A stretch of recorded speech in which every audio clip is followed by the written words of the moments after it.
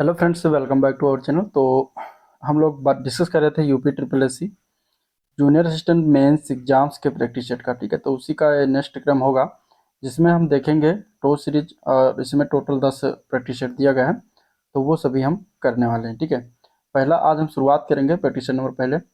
और ओवरऑल अगर हम देखें तो ये 16वां प्रैक्टिस सेट होगा, क्योंकि इसके पहले 15 प्रैक्टिस सेट जो हुआ है वो यूथ बुक का था, जो कि कंप्लीट हो चुका है। अभी ये करेंगे तो ये जो होगा ये आपका जो है घटना चक्र के बुक से जो नया आया है अभी प्रैक्टिस सेट, तो उससे देखेंगे। ठीक है, तो इसमें आज पहला प्रैक्टिस सेट स्टार्ट करेंगे। ओवरऑल ये 16वां प्रैक्टिस सेट है। चलिए स्टार्ट करते हैं इस वीडियो को। स्टार्ट करने से पहले अगर आप लोग चैनल पर नए हैं तो सब्सक्राइब नहीं किया तो चैनल को सब्सक्राइब कर लीजिएगा, साथ ही साथ वीडियो को भी लाइक करते चलिएगा। ठीक है, सबसे पहले हिंदी के क्वेश्चन लेंगे इसमें। हिंदी का पहला क्वेश्चन है कि कन्नड़ का शब्द संबंध किस भाषा परिवार से है। ठीक है, कन्नड़ जो है ये भाषा का संबंध जो है किस भाषा परिवार से, ये बताना है। आर्य भाषा परिवार से है, द्रविड़ भाषा परिवार, देव भाषा परिवार या फिर भारोपीय भाषा परिवार से। तो कन्नड़ का संबंध जो है ये इसमें इसका आंसर क्या हो जाएगा, इसमें इसका आंसर है बी ऑप्शन, द्रविड़ भाषा परिवार से रिलेटेड है। द्रविड़ भाषा परिवार से संबंधित अन्य भाषाओं में इसमें तमिल आ जाता है। ठीक है, कन्नड़, तमिल, तेलुगु, ये भी द्रविड़ भाषाओं से संबंधित है। द्रविड़ भाषा परिवार से आता है तेलुगु और मलयालम। तो ये भी भाषाएं याद रखना है आपको, इसमें कोई भी पूछा जा सकता है। ठीक है, कन्नड़ जो है भाषा ये कर्नाटक राज्य की राजभाषा है। ठीक है, कन्नड़ जो है किसकी है, तो कर्नाटक राज्य की क्या है, ये राजभाषा बनाई गई है या है। तो द्रविड़ भाषा परिवार में तमिल, तेलुगु, मलयालम और कन्नड़ भाषा आते हैं। ठीक है, चलिए क्वेश्चन नंबर 2 है, महत्वपूर्ण कृति कृष्णायन उत्तर प्रदेश की बोलियों में से किस बोली में लिखा गया। ठीक है, ये जो है बुक है कृष्णायन, तो ये किस बोली में लिखा हुआ गया है ये बताना है। ठीक है, तो यहाँ पे इसका आंसर क्या है, आंसर इसका हो जाएगा बी ऑप्शन, ये अवधी बोली में लिखा गया है। और इसके रचयिता का नाम क्या है, तो इसके रचयिता हैं द्वारका प्रसाद मिश्र। ठीक है, द्वारका प्रसाद मिश्र जो है इसके रचयिता हैं। इन्होंने इसको जो है लिखा था, और ये एक महाकाव्यात्मक रचना है जो अवधी बोली में लिखी गई है। ठीक है, द्वारका प्रसाद मिश्र का जन्म किस जिले में हुआ था, तो उन्नाव जिले में हुआ था। ठीक है, उत्तर प्रदेश के उन्नाव जिले में हुआ था, ये आपको याद रखना है। आंसर इसका हो जाएगा जो है बी पार्ट, अवधी बोली में लिखा गया है। चलिए अगले प्रश्न की बात करते हैं, क्वेश्चन नंबर 3। भाषा की सबसे छोटी इकाई क्या है। भाषा की सबसे छोटी इकाई जो होती है उसको वर्ण कहा जाता है। आंसर यहाँ पे सी ऑप्शन राइट है। वर्ण उस मूलधुन को कहते हैं जिसका खंड नहीं हो सकता, मतलब उसके अलावा फिर कोई उसका अलगाव या खंड विखंड नहीं हो सकता, तो उसको कहा जाता है वर्ण। ठीक है, और वस्तुतः वर्ण जो है वो छोटी से छोटी ध्वनि होती है जो कान का विषय है और जिसके टुकड़े नहीं किए जा सकते। तो इस प्रकार वर्ण जो होता है वो भाषा की सबसे छोटी इकाई होती है, याद रखिएगा।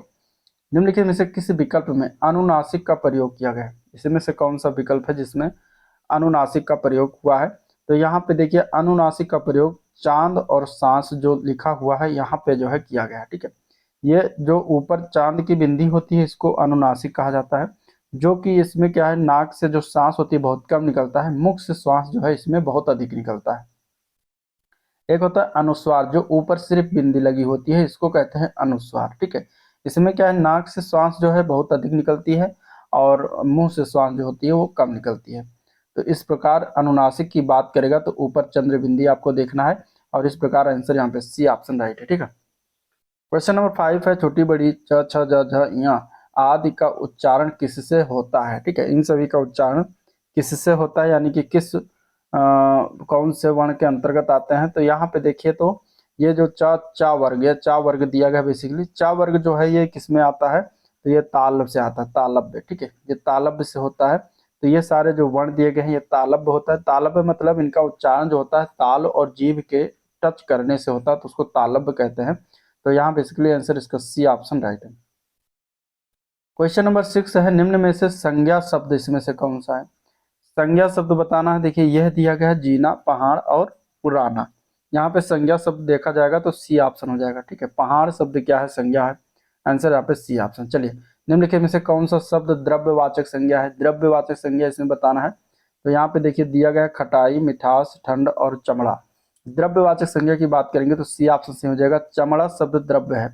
ठीक है, द्रव्यवाचक मतलब कि कोई जिन शब्दों से किसी तरल, ठोस, धातु या फिर अधातु हो गया, या फिर कोई पदार्थ है, इन सभी का बोध अगर होता है तो वहां पे द्रव्यवाचक होता है। ठीक है। मिठास जो दिया गया है ये भाववाचक है। मिठास क्या है? भाववाचक संज्ञा है। और खटाई भी क्या है? भाववाचक ही संज्ञा है। ठीक है, ठीक है, भाववाचक संज्ञा। खटाई की जो भाववाचक संज्ञा है वो होता है खटास। खटाई की भाववाचक संज्ञा क्या होती है? खटास होती है। ठीक है, तो इस प्रकार ये ध्यान में रखिएगा। चलिए क्वेश्चन नंबर 8 है, निम्नलिखित प्रश्न में से बताना है कि जो इसमें स्त्रीलिंग रूप में विकल्प हो उसको यहाँ पे भरना है। जैसे सभी को ईश्वर की क्या करनी चाहिए, अब यहाँ पे भरना है। ठीक है, अब यहाँ पे कौन सा भरना है? सही स्त्रीलिंग वाला जो है शब्द हमें यहाँ पे भरना है रिक्त स्थान में। तो सभी को ईश्वर की भक्ति करनी चाहिए, शक्ति करनी चाहिए, देख रेख करनी चाहिए या फिर अग्नि करनी चाहिए, तो यहाँ पे क्या हो जाएगा इसका आंसर? तो यहाँ पे आंसर क्या है? ए पार्ट है, भक्ति करनी चाहिए। क्वेश्चन नंबर 9 है, जातिवाचक शब्द, जाति शब्द का बहुवचन रूप क्या होता है? जाति शब्द का बहुवचन पूछा गया है, तो इसका होता है जातियां, जो कि दिया गया है बी पार्ट में, जातियां हो जाएगा। क्वेश्चन नंबर 10 है, उसका भाई खेलता है, वाक्य में सर्वनाम कौन सा है इसमें से?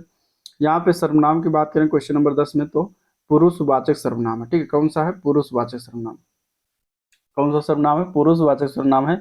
जिस सर्वनाम से पुरुषों के नाम के बदले आते हैं पुरुषवाचक सर्वनाम होते हैं, जैसे कि मैं, हम, तुम, आप, उसका, उसके, ये सभी क्या होते हैं? पुरुषवाचक सर्वनाम। तो यहाँ पे देखिए उसका जो लिखा है पुरुषवाचक हो जाएगा।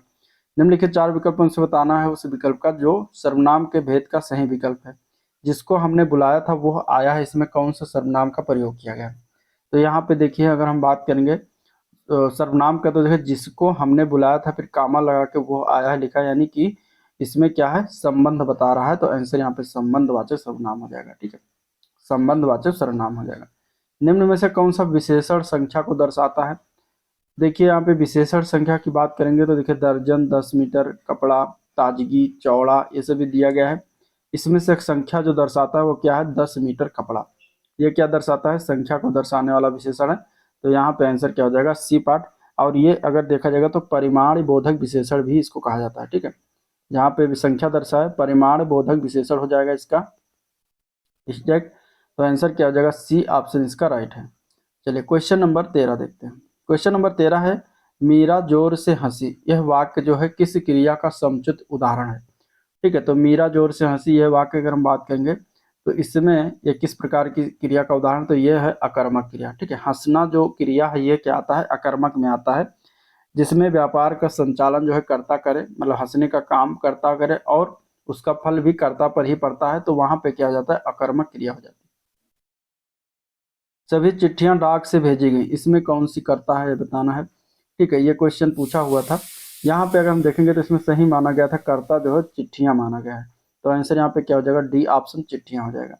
निम्न में से भूतकाल उदाहरण कौन सा है ये बताना है। क्वेश्चन नंबर 15, भूतकाल का उदाहरण की अगर हम बात करेंगे तो यहाँ पे हो जाएगा राम घर गया था, ये क्या है? भूतकाल का उदाहरण है।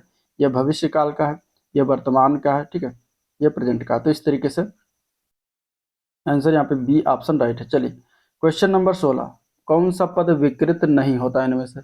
विकृत की अगर बात करेंगे तो देखिए जिन शब्दों के रूप में लिंग, वचन, पुरुष, कारक आदि के कारण कोई अगर विकार उत्पन्न नहीं होता तो उसे क्या कहा जाता है? उसे कहते हैं अव्यय। तो यहाँ पे अव्यय हो जाएगा। अव्यय पद जो होते हैं वो क्या होते हैं? विकृत नहीं होते। ठीक है, अगला प्रश्न है, अहेर शब्द का तत्सम रूप क्या होता है? तो देखिए अहेर शब्द क्या है? ये तद्भव रूप है। अहेर शब्द क्या है? तद्भव शब्द है। इसका तत्सम क्या होता है बताना, तो इसका तत्सम होता है आखेट, जो कि दिया गया है डी ऑप्शन, आखेट राइट हो जाएगा। अनि शब्द का सही पर्यायवाची बताना है। अनि शब्द का सही पर्यायवाची इसमें से हो जाएगा सेना। ठीक है, सेना का पर्यायवाची अनि होता है। अन्य पर्यायवाची में फौज हो जाता है। ठीक है, दल है, कटक भी होता है सेना का पर्यायवाची, तो ये याद रखिएगा। अगला प्रश्न देखते हैं, तो अधोलिखित में अभिज्ञ शब्द का विलोम शब्द इसमें से क्या होगा? अभिज्ञ का विलोम क्या होता है? अनभिज्ञ होता है। तो आंसर डी ऑप्शन इसका राइट हो जाएगा। ठीक है, और अज्ञ का विलोम क्या होता है? अज्ञ का विलोम विज्ञ होता है। ठीक है, अज्ञ का पूछा जाएगा तो उसका क्या होता है? विज्ञ हो जाता है। ये भी याद रखिएगा, पूछा जा सकता है। जो दिखाई न दे उसके लिए एक शब्द क्या हो जाएगा? जो दिखाई न दे उसके लिए एक शब्द कहते हैं प्रयोग अदृश्य। ठीक है, अदृश्य हो जाएगा, आंसर ए पार्ट है। क्वेश्चन नंबर 21, अंग अंग फूले न समाना, इस मुहावरे का सही अर्थ क्या हो जाएगा? देखिए अंग अंग फूले न समाना, इसका सही अर्थ हो जाता है बहुत आनंदित तथा खुश होना। ठीक है, तो यहाँ पे आंसर क्या हो जाएगा, सी ऑप्शन हो जाएगा, बहुत आनंदित होना। ये थोड़ा पेपर इसका घटना वालों ने दिया गया है, ये दिया गया है घटना के द्वारा। प्रैक्टिस तो इसमें अभी के हिसाब से तो अभी से में तो दिख रहा है जिस प्रकार, तो इस प्रकार से क्वेश्चन बहुत कम आने की संभावना है। हालांकि इसको कर लेते हैं क्योंकि नया लेटेस्ट अभी ये निकाला हुआ है। देखते हैं आगे, हो सकता है कि जब 4-5 प्रैक्टिस सेट हो जाएगा तो उसमें हो सकता है कि थोड़ा क्वेश्चन हार्ड लेवल का बना है। ठीक है, चलिए 22 नंबर क्वेश्चन है, आंख के अंधे गांठ के पूरे, इस लोकोक्ति है और इस लोकोक्ति का अर्थ क्या होता है, तो इसका अर्थ होता है मूर्ख धनवान, सी पार राइट है। ठीक है, चलिए अगले प्रश्न की तरफ बढ़ेंगे। बहिर्मुखी शब्द में कौन सा उपसर्ग है, उपसर्ग बताना है। उपसर्ग जो होता है शब्द के पहले लगता है, यहाँ पे आंसर बी ऑप्शन हो जाएगा। बहिर्मुखी में बहिर उपसर्ग लगा हुआ है जो कि बी पार्ट में दिया गया है।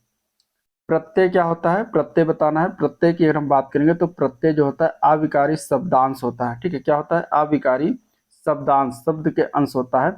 ये प्रत्यय जो होता है शब्द के अंत में जोड़े जाते हैं। इसके और इसके अर्थ में क्या होता है, विशेषता ये प्रकट करते हैं। ठीक है, प्रत्यय का अपना कोई अर्थ नहीं होता, तो आंसर यहाँ पे हो जाएगा ए पार्ट। निम्न में से संधि का कौन सा युग में गलत है, ठीक है, गलत वाला बताना है। अनुदित जो दिया गया है, अनु प्लस उदित जो कि सही है, अनुदित। और इसके अलावा देखिए जो दिया गया है अवनींद्र, अवनींद्र, अवनी प्लस इंद्र, ये भी सही है। श्रद्धा आनंद में श्रद्ध प्लस आनंद दिया गया, गलती यहाँ पर किया गया। ठीक है, श्रद्ध प्लस आनंद नहीं होता, ये होता है श्रद्धा प्लस आनंद। ठीक है, श्रद्धा प्लस आनंद करके होता है जो कि गलत दिया गया, बाकी सारे सही हैं। तो गलत वाला युग्म है सी पार्ट, बाकी सारे सही है। क्वेश्चन नंबर 26, निम्नलिखित में से कौन सा सामासिक युग्म सही है, इनमें से सामासिक युग्म सही वाला बताना। बेमिसाल में दिया गया कि ये द्वंद्व समास है, तो गलत हो जाएगा, क्योंकि ये द्वंद्व समास में क्या होता है, दोनों पद प्रधान होते हैं, इसमें इस तरीके से कोई कारण नहीं बन रहा है, इसलिए द्वंद्व समास बेमिसाल नहीं है। बेमिसाल जो है वो अव्ययी भाव समास है। कौन सा समास है, अव्ययी भाव समास। कर्महीन में दिया गया है तत्पुरुष समास। ठीक है, तो ये अगर हम देखा जाएगा तो ये सही है। ठीक है, कर्महीन क्या है, तत्पुरुष समास है, जो कि ये सामासिक युग्म सही बताना, तो सही वाला कौन हो जाएगा, बी पार्ट हो जाएगा। चतुरानंद में अव्ययी भाव समास, तो गलत है। चतुरानंद जो है ये आपका आ जाता है जो बहुब्रीहि समास, क्या हो जाता है, बहुब्रीहि, क्योंकि इसमें क्या है, तीसरा अर्थ कोई निकल रहा है चतुरानंद में, तो यहाँ पे बहुब्रीहि होगा। दुरात्मा में दुग समास दिया गया है, तो ये भी गलत है। दुरात्मा में कर्मधारय समास, दुरात्मा में कौन सा है, कर्मधारय समास। ठीक है, तो केवल बी पार्ट सही है। अगले प्रश्न की तरफ बढ़ते हैं, इनमें से त्रुटिपूर्ण वाक्य कौन सा नहीं है, मतलब इसमें से सही वाला कौन सा ये बताना। तो यहाँ पे सही की अगर हम बात करेंगे तो वो हो जाएगा सी पार्ट, गीतों की एक पुस्तक ला दीजिए, इसको इस तरीके लिखा जाता है। ठीक है, गीतों की एक पुस्तक ला दीजिए, तो ये क्या है, त्रुटि रहित वाक्य है, बाकी सारे गलत हैं। किस भाव की परिपक्व अवस्था को रस कहा जाता है, तो रस जो कहा जाता है यानी कि परिभाषा है होता है कि स्थायी भाव की परिपक्व अवस्था को क्या कहते हैं, रस कहते हैं। तो आंसर यहाँ पे डी ऑप्शन राइट है। हिंदी साहित्य में कितने कालखंडों में विभक्त किया गया, हिंदी साहित्य को कितने कालखंडों में विभक्त किया गया है ये बताना है। तो देखिए अगर हम बात करेंगे कालखंडों में, तो हिंदी साहित्य को, इतिहास को 4 कालखंडों में विभक्त किया गया है। ठीक है, 4 कालखंडों में कौन कौन सा है, तो पहला उसमें आ जाता है आदिकाल, दूसरा कौन सा है उसमें भक्ति काल, तीसरा कौन सा उसमें से रीतकाल। ठीक है, रीतकाल हो जाता है, और चौथा उसमें आ जाता है आधुनिक काल। तो ये 4 कालखंडों में विभक्त किया गया है। क्वेश्चन नंबर 30 निम्नलिखित में से कौन सा रचनाकार और उनकी रचना के अनुसार कौन सा युग्म गलत है। बाणभट्ट ने कादम्बरी लिखा है, इसके बाद जयशंकर प्रसाद ने लोकायतन लिखा है, वात्स्यायन कामसूत्र ने लिखा है, मुंशी प्रेमचंद्र ने गोदान लिखा है। तो यहाँ पे ये तो सही है, बाणभट्ट वाला भी सही, कादम्बरी ने जो है बाणभट्ट के द्वारा लिखा है, मुंशी प्रेमचंद्र ने गोदान लिखा है, और कामसूत्र वात्स्यायन के द्वारा लिखा गया है, तो ये भी सही है। तो गलत है बी पार्ट। ठीक है, बी पार्ट गलत है। जयशंकर प्रसाद जो लोकायतन लिखा है गलत है। लोकायतन लिखा गया है सुमित्रा नंदन पंत के द्वारा, किसने लिखा है, सुमित्रा नंदन पंत ने जो है लोकायतन लिखा हुआ है, तो यहाँ पे गलती किया गया था, तो आंसर यहाँ पे बी ऑप्शन इसका राइट हो जाएगा। 46 नंबर क्वेश्चन है, राजगृह किस महाजनपद की प्रथम जो है राजधानी थी ये बताना। ठीक है, राजगृह जो है ये किस महाजनपद की प्रथम राजधानी थी ये बताना है। ठीक है, 46 में देखिए राजगृह की बात करेंगे जो वर्तमान में राजगीर के नाम से जाना जाता है। किस नाम से जाना जाता है इस समय, राजगीर। ठीक है, तो राजगीर या राजगृह जो था ये चौथी शताब्दी ईसा पूर्व पहले ये जो है मगध की राजधानी हुआ करती थी। तो आंसर यहाँ पे डी ऑप्शन राइट है। ठीक है, मगध अगर हम बात करेंगे कालांतर में तो पाटलिपुत्र जो कि वर्तमान में पटना के नाम से जाना जाता है, तो पाटलिपुत्र जो थी वो बाद में मगध की राजधानी बनी, लेकिन शुरुआत में राजगीर थी। और मगध साम्राज्य के वास्तविक संस्थापक माने जाने वाले जो थे बिंबिसार, उन्होंने राजगिरा को अपनी राजधानी बनाया था। ठीक है, चलिए क्वेश्चन नंबर 47 है, किस मंदिर को ब्लैक पेगोडा के नाम से भी जाना जाता है? ब्लैक पेगोडा, यहाँ पे अगर देखा जाए तो इसका राइट आंसर क्या हो जाएगा? सी पार्ट, सूर्य मंदिर जो कोणार्क में बना हुआ है, ये ब्लैक पेगोडा के नाम से जाना जाता है। और जो कि ये कहाँ पर स्थित है? ये पुरी में स्थित है, उड़ीसा के पुरी में कोणार्क में स्थित है। और ये विशाल सूर्यदेव मंदिर है जिसका निर्माण नरसिंह देव प्रथम ने करवाया था। ठीक है, नरसिंह देव वर्मन प्रथम ने करवाया था। तो ये भी याद रखिएगा, कभी कभी इसका स्थापना निर्माण पूछ लिया जाता है, तो वो किसने करवाया था? नरसिंह देव वर्मन प्रथम के द्वारा ये करवाया गया था। 13वीं शताब्दी में निर्मित यह मंदिर अपनी विशिष्ट शैली के लिए प्रसिद्ध है और इसे 1984 ईस्वी में यूनेस्को के द्वारा विश्व धरोहर स्थल भी घोषित किया गया है। तो याद रखिएगा, सी पार्ट इसका राइट हो जाएगा। चलिए, किस स्वतंत्रता सेनानी को भारतीय क्रांति की जननी के तौर पर जाना जाता है इनमें से? तो उनका नाम क्या था? तो उनका नाम है मैडम भीकाजी कामा, जिन्हें भारतीय क्रांति की जननी के रूप में जाना जाता है।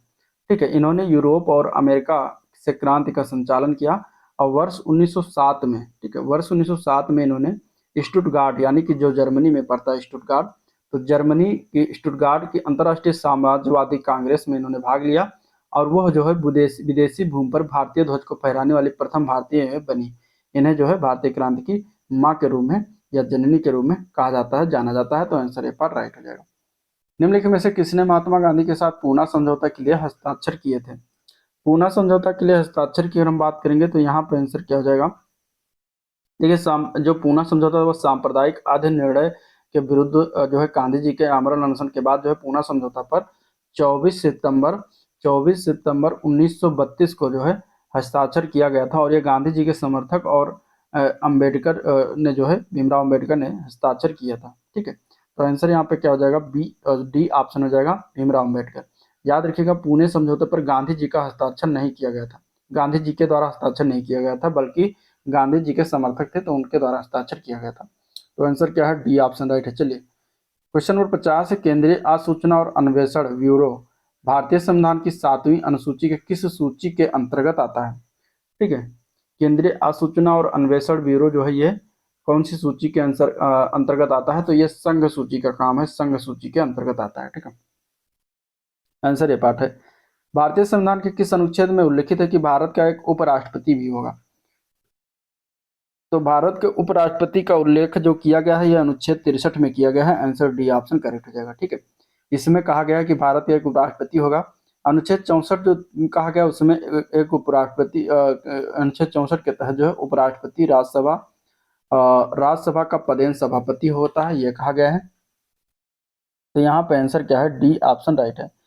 भारत की किस देश के साथ सबसे लंबी सीमा साझा करता है? भारत किस देश के साथ सबसे लंबी सीमा साझा करता है? तो भारत और बांग्लादेश, ये दोनों का जो है सीमा जो साझा करता है वो 4096.7 किलोमीटर वर्ग है, जो कि सबसे लंबा सीमा साझा करता है। ठीक है, भारत चीन के साथ जो है 3488 किलोमीटर की सीमा साझा करता है और भारत पाकिस्तान के जो सीमा साझा करता है 3323 किलोमीटर।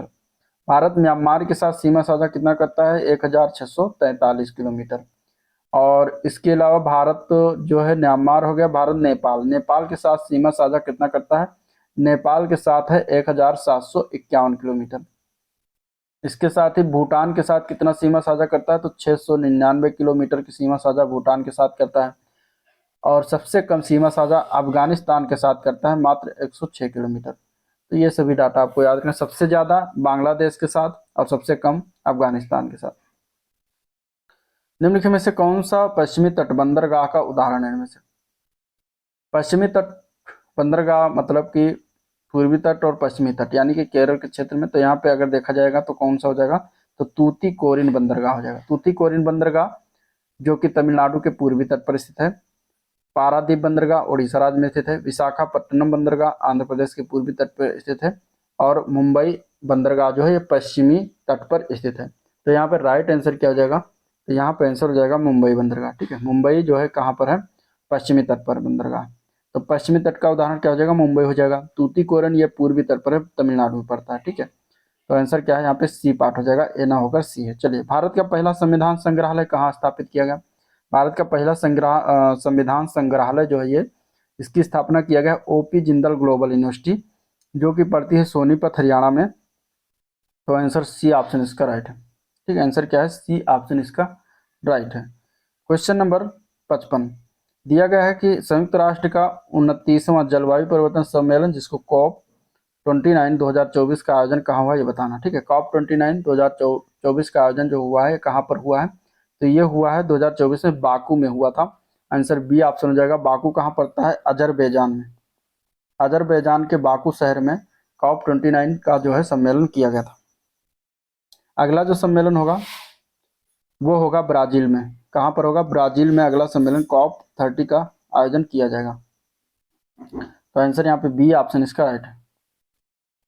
क्वेश्चन नंबर 56 दिया गया है, कौन सी नदी घाटी कर्नाटक राज्य की पश्चिमी घाट पर्वत श्रृंखला से निकलती है और जिसकी नोयल, काबिनी, अर्कावती, अमरावती जैसी सहायक नदियां हैं। तो उस हमें नदी के बारे में बताना है कि ये कौन सी नदी है जिसकी इतनी सहायक नदियां हैं, जो पश्चिमी घाट पर्वत की श्रृंखला से निकलती है कर्नाटक राज्य के। तो उस नदी का नाम है कावेरी नदी, ठीक है। कावेरी नदी जो है कर्नाटक के कोडागू जिले से निकलती है। कोडागू जिले से कावेरी नदी निकलती है, जो ब्रह्मगिरी की पहाड़ी के ताल कावेरी से निकलती है, और ये पुमुहार के निकट बंगाल की खाड़ी में जाकर मिल जाती है। इसकी सहायक नदियों में नोयल हो गया, काबिनी है, अर्कावती है, अमरावती है सभी। भारत की सबसे बड़ी मीठे पानी की झील का नाम क्या है बताना है। तो उस झील का नाम है उलर झील। आंसर ए पार्ट करेक्ट हो जाएगा, जो कि जम्मू और कश्मीर में ये स्थित है। क्वेश्चन नंबर 58 देखते हैं, वृक्ष और झाड़ियों की खेती क्या कहलाती है। तो वृक्ष और झाड़ियों की खेती को कहते हैं आर्बोरिकल्चर। आंसर यहाँ पे ए पार्ट राइट, ठीक है। अगले प्रश्न की तरफ बढ़ते हैं। तो जब आप तेज रोशनी वाले कमरे से आते हैं तो आप मंद रोशनी वाले कमरे में वस्तुओं को क्यों नहीं देख पाते, इसका क्या कारण है ये बताना। तो जब आप तेज रोशनी वाले कमरे से आते हैं तो आप मंद रोशनी वाले कमरे में वस्तुओं को नहीं देख पाते, क्योंकि आंख में उपस्थित पारितारिका परितारिका सिकुड़ कर जो है क्या होती है, पुतली को छोटा बना देती है, जिससे आंख में कम प्रकाश प्रवेश कर पाता है। तो इसीलिए जो है कम कम रोशनी वाले कमरे में जब जाते हैं तो वस्तुओं को कुछ देर के लिए नहीं देख पाते, ठीक है। तो यहाँ पे आंसर क्या हो जाएगा, सी ऑप्शन हो जाएगा। सी ऑप्शन इसका करेक्ट है। निम्नलिखित में से किसे सेरीकल्चर कहा जाता है। सेरीकल्चर की बात करेंगे तो वो होता है रेशम के कीटों का वाणिज्यिक जो पालन करा जाता है कमर्शियल पर्पज के लिए, तो उसको कहते हैं सेरीकल्चर करना। तो सेरीकल्चर ये कहलाता है, ठीक है। अगला प्रश्न है, माइटोकॉन्ड्रिया में क्या नहीं पाया जाता। माइटोकॉन्ड्रिया में देखा जाए तो ईस्ट पाए जाते हैं, शैवाल भी होते, कवक, जीवाणु नहीं पाया जाता। तो डी ऑप्शन हो जाएगा, जीवाणु जो है माइटोकॉन्ड्रिया में नहीं पाए जाते। क्वेश्चन नंबर 62 है, चिकनगुनिया किस मच्छर के कारण से होने वाला संक्रमण रोग है। चिकनगुनिया जो है एक विषाणु जनित रोग होता है, जो कि एडीज इजिप्टी मच्छर के कारण से होता है। तो एडीज मच्छर हो जाएगा यहाँ पे आंसर सी ऑप्शन, ठीक है, एडीज। अगला प्रश्न है, अर्थव्यवस्था के संरचनात्मक ढांचे से क्या तात्पर्य है। तो अर्थव्यवस्था के संरचनात्मक ढांचे से तात्पर्य है सकल घरेलू उत्पाद, यानी कि इसको जीडीपी कहते हैं। जीडीपी में विभिन्न क्षेत्रों जैसे कि प्राथमिक क्षेत्र हो गया, द्वितीय क्षेत्र है, तृतीय क्षेत्र है, इन सभी का योगदान से होता है। तो आंसर यहाँ पे बी हो जाएगा, जीडीपी में विभिन्न क्षेत्रों का योगदान से। अब प्राथमिक क्षेत्र में क्या क्या आता है, तो कृषि से संबंधित चीजें आ जाती हैं प्राथमिक क्षेत्र में, कृषि एवं संबंधित क्षेत्र। खनन क्षेत्र आपका प्राथमिक क्षेत्र में आ जाता है, ठीक है। तो ये सभी आपके प्राथमिक क्षेत्र हो जाते हैं। द्वितीय क्षेत्र में आता है निर्माण, विद्युत, गैस, विनिर्माण, ये सभी सेकेंडरी क्षेत्र में आ जाते हैं। तृतीय क्षेत्र में व्यापार आ जाता है, व्यापार और सेवा जी का काम जो होता है वो तृतीय क्षेत्र में होता है। क्वेश्चन नंबर 64, इनमें से कौन सा हरित क्रांति के नकारात्मक प्रभाव में से एक नहीं है, इनमें से बताना। तो यहाँ अगर देखा जाएगा तो जो सी पार्ट दिया गया, हरित क्रांति के कारण शहरी से ग्रामीण क्षेत्रों में प्रवास में वृद्धि हुई। तो इसको छोड़कर अन्य सभी विकल्प जो हरित क्रांति के नकारात्मक प्रभाव में शामिल है। जैसे कि पहला दिया गया है, मुख्य रूप से मध्यम वर्ग और बड़े किसान हरित क्रांति की नई तकनीक से लाभान्वित होने में सक्षम थे। हरित क्रांति को उन किसानों को लाभ हुआ जिनके पास भूमि, पूंजी और प्रौद्योगिकी की जानकारी थी। हरित क्रांति के कारण कई मामलों में काश्तकारों का विस्थापन हुआ। तो और बाकी सारे नकारात्मक प्रभाव में शामिल है बस ये सी पार्ट छोड़कर, तो सी पार्ट इसका आंसर हो जाएगा। अगले प्रश्न की तरफ बढ़ते हैं। कौन सा देश 2031 विश्व क्रिकेट कप के मैदान मेजबानी करेगा, ये बताना है। 2031 जो आईसीसी एक दिवसीय पुरुष क्रिकेट विश्व कप, उसकी मेजबानी भारत और बांग्लादेश करा जाएगा। तो यहाँ पर आंसर हो जाएगा ए पार्ट, भारत और बांग्लादेश। क्वेश्चन नंबर 66 कंप्यूटर से होगा, देखते हैं। पहला क्वेश्चन है, चार्ल्स वेबर ने निम्नलिखित में से कौन सी मशीन बनाई थी। तो चार्ल्स वेबर के द्वारा बनाया गया जो मशीन था, इसमें से वो था डिफरेंस इंजन, ठीक है। और 1834 में फिर इन्होंने एक वैशलेसिक यानी एनालिटिकल इंजन बनाया, वैशलेसिक इंजन को कहते हैं। तो यहाँ पे ए पार्ट हो जाएगा, ठीक है। और ये इन्होंने इसका आविष्कार किया था, तो कहा जाता है कि तभी से आधुनिक कंप्यूटर युग की शुरुआत हो गई थी, इसलिए कंप्यूटर का जनक जो है बेबेज को कहा जाता है। भारत का पहला कंप्यूटर कहाँ स्थापित किया गया? तो भारत का पहला इलेक्ट्रॉनिक कंप्यूटर जो था वो कहाँ पर स्थापना किया गया था? तो ये भारतीय सांख्यिकी संस्थान कलकत्ता में 1956 में स्थापना इसकी की गई थी। तो कलकत्ता इसका राइट आंसर हो जाएगा, भारतीय सांख्यिकी संस्थान। आंसर डी ऑप्शन करेक्ट है। इनमें से कौन सा कंप्यूटर सिस्टम के हार्डवेयर घटक है? हार्डवेयर यहाँ पे देखा जाएगा तो देखिए, इनपुट डिवाइस दिया गया है, आउटपुट डिवाइस दिया गया, डिवाइस ड्राइवर है, सेंट्रल प्रोसेसिंग यूनिट है। अब यहाँ पे हार्डवेयर घटक कौन कौन से हैं? तो देखिए, कंप्यूटर सिस्टम के हार्डवेयर घटक जो होते हैं, इनपुट डिवाइस हो गए, मतलब जिसको छू सकते हैं। तो इनपुट डिवाइस में जैसे माउस हो गया, कीबोर्ड हो गया, तो सब टच कर सकते हैं, देख सकते हैं, तो वो हार्डवेयर आ गया। तो इनपुट डिवाइस, आउटपुट डिवाइस भी हो जाएगा, इसी में सम्मिलित है, ठीक है। डिवाइस ड्राइवर और सेंट्रल प्रोसेसिंग मतलब सीपीयू जो होता है बड़ा सा, उसको भी छू सकते हैं। तो सभी हार्डवेयर घटक हैं। तो 1 2 एंड 3 4, ठीक है। तो यहाँ हाँ, device driver, sorry, device driver जो होता है ये सॉफ्टवेयर घटक है, तो डिवाइस ड्राइवर नहीं होगा। डिवाइस ड्राइवर सॉफ्टवेयर घटक है, बाकी सारे 1 2 एंड 4, ठीक है, क्या है आपके हार्डवेयर घटक हैं। तो आंसर यहाँ पे ए पार्ट हो जाएगा, आंसर यहाँ पे ए पार्ट हो जाएगा। चलिए, एमएमयू का विस्तार क्या है? एमएमयू का फुल फॉर्म होता है मेमोरी मैनेजमेंट यूनिट, ठीक है, मेमोरी मैनेजमेंट यूनिट होता है, जो कि ए बी पार्ट में दिया गया है, ठीक है। ये जो होता है ये कंप्यूटर का एक हार्डवेयर डिवाइस होता है, ठीक है। कौन सा? एमएमयू हार्डवेयर डिवाइस होता है, तो ये याद रखिएगा। क्वेश्चन नंबर 17, निम्नलिखित में से कौन सा इनपुट डिवाइस है? इनमें से इनपुट डिवाइस इसमें से देखा जाएगा, तो इनपुट डिवाइस के माध्यम से हम जब कोई चीज़ इनपुट करते हैं, मतलब कि कंप्यूटर में, तो उसको इनपुट डिवाइस कहते हैं। तो ये होता है जॉयस्टिक। जॉयस्टिक क्या है? एक इनपुट डिवाइस है, ठीक है। कंप्यूटर स्पीकर या हेडफोन किस प्रकार के डिवाइस हैं? कंप्यूटर फोन या हेडफोन जो होते हैं, ये सभी जो है किस प्रकार के डिवाइस हैं? तो ये सभी आउटपुट डिवाइस हैं, ठीक है। आंसर क्या हो जाएगा? ए पार्ट हो जाएगा। अगले प्रश्न की तरफ बढ़ते हैं। निम्नलिखित में से कौन सा ऑपरेटिंग सिस्टम का एक लोकप्रिय इसमें से उदाहरण है? तो इसमें से अगर देखा जाए, एमएस एक्सेल, वर्ड, विंडोज और एक्सेल दिया गया है विकल्पों में से। तो अगर देखा जाए तो एमएस विंडोज जो दिया गया है, ये सभी लोकप्रिय ऑपरेटिंग सिस्टम है। तो आंसर यहाँ पे सी ऑप्शन इसका राइट है। चलिए, अगला प्रश्न है, निम्नलिखित में से किस समूह में ग्राफिकल फाइल एक्सटेंशन शामिल है? ग्राफिकल फाइल एक्सटेंशन शामिल है। यहाँ पे अगर देखा जाए तो जेपीजी फाइल है, जीआईएफ फाइल है और बीएमपी फाइल है। तो ये तीनों क्या है? आपका ग्राफिकल फाइल एक्सटेंशन है। जेपीजी जो होता है, इसका फुल फॉर्म होता है ज्वाइंट फोटोग्राफिक एक्सपर्ट ग्रुप होता है। जीआईएफ का फुल फॉर्म होता है ग्राफिकल इंटरचेंज फॉर्मेट इमेज होता है। और बीएमपी मतलब बिट मैप इमेज फाइल होता है। तो इस प्रकार ये क्या है? ग्राफिकल फाइल एक्सटेंशन है। निम्नलिखित में से कौन सा software hard level language course source code को मशीन कोड में अनुवाद करने में प्रयोग किया जाता है? तो यहाँ पे राइट आंसर क्या है? तो देखिए, कंपाइलर एक ऐसा सॉफ्टवेयर होता है जो कि high level language source code को मशीन कोड में अनुवाद करने के लिए प्रयोग किया जाता है, जबकि असेंबलर सॉफ्टवेयर असेंबली लैंग्वेज को मशीन लैंग्वेज में अनुवाद करता है। तो यहाँ पर आंसर ए पार्ट है। डब्ल्यू के आविष्कारक का नाम क्या है? तो इजी क्वेश्चन, इसका टिम बर्नर्स ली हो जाएगा। वर्ल्ड वाइड वेब जिसका फुल फॉर्म है। आंसर यहाँ पे बी पार्ट है। चलिए, किसी ईमेल को व्यंजकों के मानक सेट को क्या दर्शाते हैं?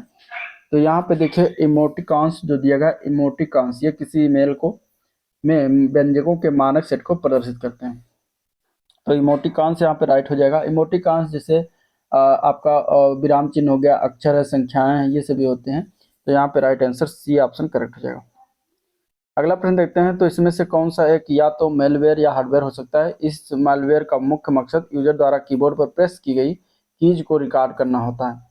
तो वो कौन सा होता है? तो वो होता है की लॉगर, ठीक है। क्या होता है? की लॉगर, ठीक है, ये होता है। आंसर यहाँ पे क्या हो जाएगा? डी ऑप्शन राइट है। साइबर सुरक्षा का जनक किसे माना जाता है? तो बॉब थॉमस को माना जाता है। आंसर यहाँ पे क्या हो जाएगा, बी ऑप्शन बॉब थॉमस। ये साइबर सुरक्षा के जनक माने जाते हैं। 1971 में जो है प्रथम कंप्यूटर वायरस क्रीपर को जो है विकसित के लिए इन्हें जाना जाता है। अगले प्रश्न की तरफ बढ़ते हैं। क्वेश्चन नंबर 79, इनमें से कौन सा नमूनावधि यानी कि सैंपलिंग पीरियड में भेजे गए कुल संदेशों के एक अंश के रूप में खोए या विकृत संदेशों की संख्या को मापता है। तो यहाँ पे अगर देखेंगे तो क्या हो जाएगा, सैंपलिंग पीरियड में भेजे गए कुल संदेशों की अगर देखा जाए तो रेजिडुअल एरर रेट होता है, यानी कि इसका अवशिष्ट त्रुटि दर होता है, जो कि ये क्या करता है, संख्या को मापता है, विकृत संदेशों की संख्या को। तो आंसर ए पार्ट राइट है। निम्नलिखित में से किस उपकरण में जायरोस्कोप का प्रयोग किया जाता है।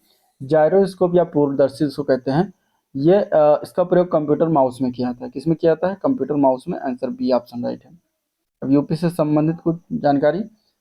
नवाब शुजाउद्दौला की बेगम का प्रसिद्ध मकबरा बहू बेगम का मकबरा निम्नलिखित में से किस स्थान पर स्थित है। तो बहू बेगम का मकबरा जो है ये फैजाबाद में पड़ता है।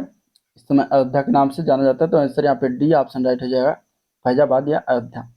अगला प्रश्न है, नवंबर 2024 में उत्तर प्रदेश मंत्रिमंडल द्वारा किसकी मदद से उत्तर प्रदेश स्वच्छ वायु प्रबंधन परियोजना, Uttar Pradesh clean air management project के क्रियान्वयन संबंधी प्रस्ताव को मंजूरी प्रदान की गई है।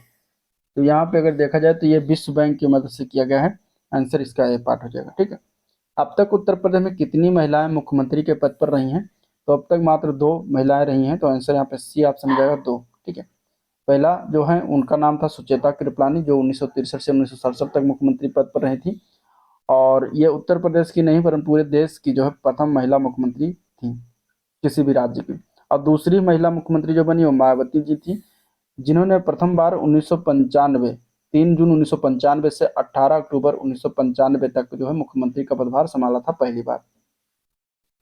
तो आंसर यहाँ पे क्या है, सी ऑप्शन इसका राइट हो जाएगा। क्वेश्चन नंबर 84, उत्तर प्रदेश में कोयले के भंडार कहाँ पाए जाते हैं। तो कोयले के भंडार सिंगरौली क्षेत्र में मिलते हैं, जो कि सोनभद्र जिले में पड़ता है। तो यहाँ पे कोयले का भंडार पाया जाता है। तो आंसर बी ऑप्शन हो जाएगा। ढोला लोकगीत लोकप्रिय है, कहाँ पर लोकप्रिय है। ढोला जो है ये आगरा और मेरठ क्षेत्र में लोकप्रिय है। तो आंसर यहाँ पे ए पार्ट हो जाएगा, आगरा और मेरठ क्षेत्र। उत्तर प्रदेश में जैन एवं बौद्ध धर्म दोनों का प्रसिद्ध तीर्थ स्थल कौन सा है। तो वो हो जाएगा कौशाम्बी। ठीक है, कौशाम्बी जैन एवं बौद्ध धर्म दोनों का प्रसिद्ध तीर्थ स्थल है। तो आंसर यहाँ पे बी ऑप्शन राइट है। उत्तर प्रदेश में दिया सलाई उद्योग का प्रमुख केंद्र कौन सा है। तो दिया सलाई उद्योग का प्रमुख केंद्र जो है बरेली है। आंसर ए पार्ट करेक्ट हो जाएगा, बरेली। ठीक है। सहारनपुर कागज उद्योग से संबंधित है। मुरादाबाद पीतल के बर्तनों के लिए जाना जाता है। और मिर्जापुर कालीन उद्योग के लिए विश्व प्रसिद्ध है। भारतीय चारागाह एवं चारा अनुसंधान किस जिले में स्थित है। तो ये पड़ता है झांसी जिले में। आंसर यहाँ पे सी ऑप्शन राइट हो जाएगा। पंडित दीनदयाल उपाध्याय पशु चिकित्सा विज्ञान विश्वविद्यालय कहाँ पर अवस्थित है। तो ये जो है पड़ता है कहाँ पर, पंडित दीनदयाल उपाध्याय मथुरा जिले में। ठीक है। आंसर क्या हो जाएगा, बी ऑप्शन मथुरा जिले में स्थित है। ये 2001 में इसकी स्थापना किया गया था उत्तर प्रदेश सरकार का। तो आंसर इसका बी पार्ट हो जाएगा। उत्तर प्रदेश की निम्नलिखित जनजातियों में से कौन बहुविवाह व्यवस्था को आचरित करती है इसमें से। तो बहुविवाह व्यवस्था को इसमें से देखा जाएगा तो वो है जौनासारी। ठीक है। जौनासारी जनजातियां जो है बहुविवाह का उसमें से प्रचलन है इन जनजातियों में। तो यहाँ पे आंसर क्या हो जाएगा, ए पार्ट राइट हो जाएगा।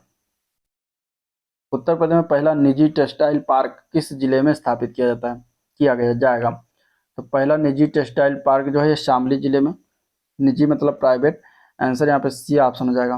ठीक है। इसकी स्थापना जो होगी कैराना तहसील के ग्राम झिंझान में किया जाएगा। नवंबर 2024 में कृषि भारत 2024 का आयोजन कहाँ पर किया गया। तो ये किया गया है जो है वृंदावन मैदान लखनऊ में किया गया था। तो आंसर बी ऑप्शन इसके लिए राइट है। सिंगरौली लघु जल विद्युत परियोजना कहाँ पर अवस्थित है। तो सिंगरौली जो है, सिंगरौली अगर नाम आएगा तो सोनभद्र हो जाएगा, जो कि उत्तर प्रदेश जिले में हो जाएगा। आंसर इसका हो जाएगा उत्तर प्रदेश का जिला सोनभद्र में सिंगरौली लघु जल विद्युत परियोजना अवस्थित है। अपने समय का चर्चित उपन्यास झीनी झीनी बीनी चदरिया के लेखक कौन है। तो इसके लेखक हैं अब्दुल बिस्मिल्लाह, जो कि दिया गया सी ऑप्शन। तो सी ऑप्शन इसका राइट हो जाएगा, जो कि ये उपन्यास है ये बनारस के बुनकरों के जीवन पर आधारित है। क्वेश्चन नंबर 95 है, उत्तर प्रदेश राज्य में यमुना एक्सप्रेसवे निम्नलिखित किन दो शहरों के लिए जोड़ने के लिए बनाया गया है। तो यहाँ पे अगर आंसर की बात करेंगे तो वो ग्रेटर नोएडा से आगरा को जोड़ेगी। आंसर यहाँ पे सी ऑप्शन राइट है। ठीक है। इसकी जो कुल लंबाई है किलोमीटर है। तो ये याद रखिएगा। इनमें से कौन सा स्थान धातु की कला, रंगीन ताम चीनी, जटिल नक्काशी के लिए प्रसिद्ध है? तो यहाँ पे उत्तर प्रदेश में स्थित जो मुरादाबाद जिला है वो धातु कला यानी कि रंगीन ताम चीनी जटिल नक्काशी के लिए जो है विश्व प्रसिद्ध है। तो मुरादाबाद हो जाएगा आंसर, सी ऑप्शन राइट। इखलास खां का रोजा यानी कि मकबरा उत्तर प्रदेश किस जिले में स्थित है? तो ये पड़ता है जो है बदायूं जिला। आंसर क्या है? डी ऑप्शन, बदायूं जिले में स्थित है। हरदौल कथा विशेष रूप से कहाँ के लोकगीत है जो उत्तर प्रदेश और मध्य प्रदेश में फैले हुए हैं? तो हरदौल कथा जो है विशेष रूप से बुंदेलखंड का लोकगीत है। तो आंसर यहाँ पे बी ऑप्शन हो जाएगा। ठीक है, इसमें अगर बात करेंगे तो उल्लेख क्या चीजें हैं, तो हरदौल ओरछा नरेश वीर सिंह बुंदेला के सबसे छोटे पुत्र थे हरदौल। वो अपने श्रेष्ठतम गुण और भावी के सतीत्व के खातिर अपने प्राण न्यौछावर करने तथा मर्यादाओं के भली भांति निर्वहन करने के कारण बुंदेलखंड के आराध्य हो गए। तो यहाँ पर आंसर इसका बी ऑप्शन राइट है। संयुक्त प्रांत के उत्तर प्रदेश संयुक्त प्रांत से उत्तर प्रदेश के रूप में नाम बदलने के बाद उत्तर प्रदेश का पहले राज्यपाल कौन बने? तो उनका नाम था जो है हरमोश जी फिरोज शाह मोदी, ये पहले राज्यपाल बने थे। तो यहाँ पर आंसर बी ऑप्शन हो जाएगा। ठीक है, क्वेश्चन नंबर 100। नवंबर 2024 में उत्तर प्रदेश सरकार ने हाल ही में संभल में हुई हिंसा की जांच हेतु किसकी अध्यक्षता में 3 सदस्यीय न्यायिक आयोग का गठन किया है? तो वो अगर हम बात करेंगे तो इसमें जो संभल में हुई थी जांच, उसके लिए जो सेवानिवृत्त न्यायाधीश हैं जस्टिस देवेंद्र कुमार अरोड़ा, तो इनकी अध्यक्षता में 3 सदस्यीय न्यायिक जांच के लिए जो है न्यायिक आयोग का गठन किया गया। तो आंसर यहाँ पे डी ऑप्शन हो जाएगा, देवेंद्र कुमार अरोड़ा। ठीक है, तो ये था ओवरऑल वीडियो जिसको हम लोगों ने देखा, डिस्कस किया। अगर वीडियो पसंद आया तो लाइक करिए, चैनल को सब्सक्राइब नहीं किया तो सब्सक्राइब कीजिएगा। ठीक है, और आज का वीडियो पे एंड करते हैं, मिलते हैं इसके नेक्स्ट प्रैक्टिस सेट में, तब तक के लिए थैंक यू।